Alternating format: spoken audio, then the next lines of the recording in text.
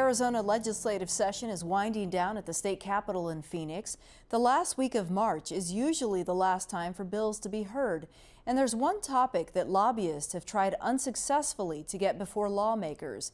It's an effort to change the criminal justice system. Ford.us is a bipartisan political advocacy group that polled nearly 1,000 Arizonans and found that the vast majority want to see some type of criminal justice reform. Here's Emily Levette, a state policy manager for the organization.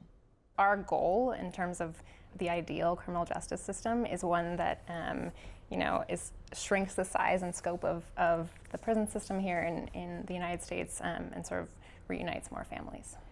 Arizona has heard about criminal justice reform, especially in the last few years, but it's not really made any headway when it comes to conversations at the Capitol. Yeah. Why is that? I think it is not for lack of support and excitement. This session, we at Forward were tracking like 6 bills, 6 really smart, robust criminal justice reform bills. Those bills were all sponsored by Republicans. They all had a ton of support in the Republican caucus and the Democratic caucus. We did polling, which showed a ton of support for those types of reforms, right? So it's not a matter of support. Where we're getting blocked is that there are a few powerful members of the legislature who are sort of unwilling to have this conversation. And as long as they're in those positions, it's going to be really hard to see the change that most Arizonans want. When we talk about reform, what avenues are you really exploring? We at Forward take a really data-driven perspective. So what we do is sort of look at all the data about sort of who is coming into prison in Arizona and how long they're staying, and seeing where Arizona is an outlier from the rest of the country. So what we see in Arizona is 2 basic reasons that Arizona is an outlier. The first reason is drug crimes.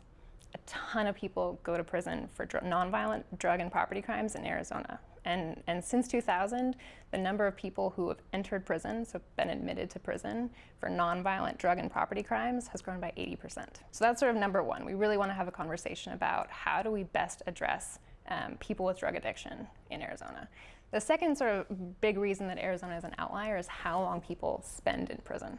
So we did an analysis where we looked at prison lengths in Arizona versus the rest of the nation. And what you see is that people stay behind bars in prison in Arizona far longer than other states. So for drug offenses, people stay behind bars for about 40% longer in Arizona than they do in the national average.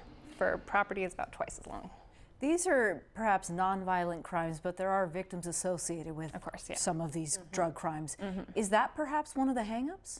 I've worked in a lot of other states on similar issues, and I think what a lot of victims want out of the system is to be restored, right? They want to have their property back if it was stolen. If there's some type of injury, they want to have that back, right?